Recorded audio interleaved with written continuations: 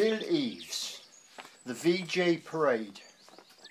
I just turned 17 on VJ Day, and at that time it was the custom of chaps of my age to meet at Stoke Cross in the evening. On VJ Day I was a bit late and arrived at the usual place to find that the dentist Coleman's son had organised a collection for the Red Cross. This took the form of going round the village singing, much as you would carol singing, collecting money for your efforts.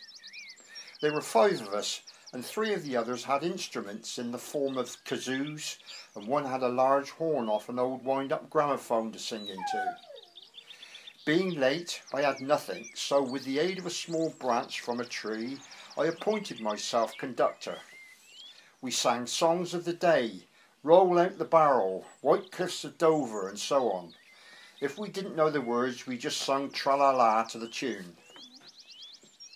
We'd been round the village and had a good response to our efforts, but because it was getting dark we decided to finish.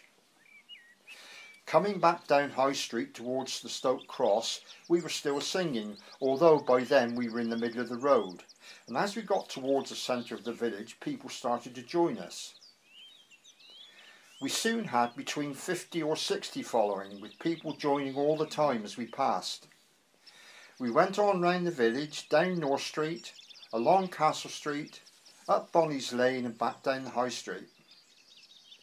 By then the crowd had grown with people joining us all the way, and as we passed the Working Men's Club someone gave me a Union Jack to replace my piece of branch because, as they put it, it was more appropriate.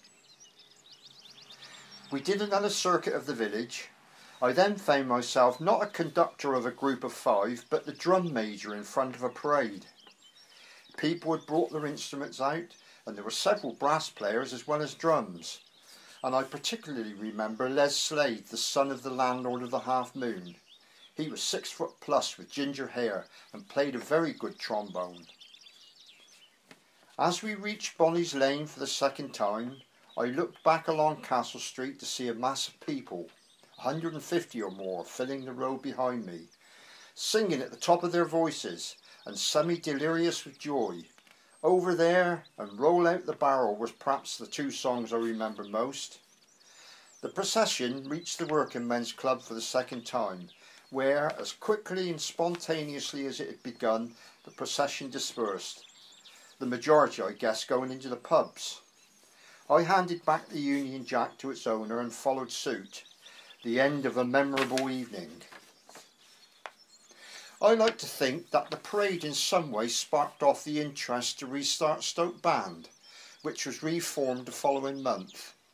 I attended the inaugural meeting in Castle School and the first practices in the Half Moon, and am proud to be a founder member of the present band.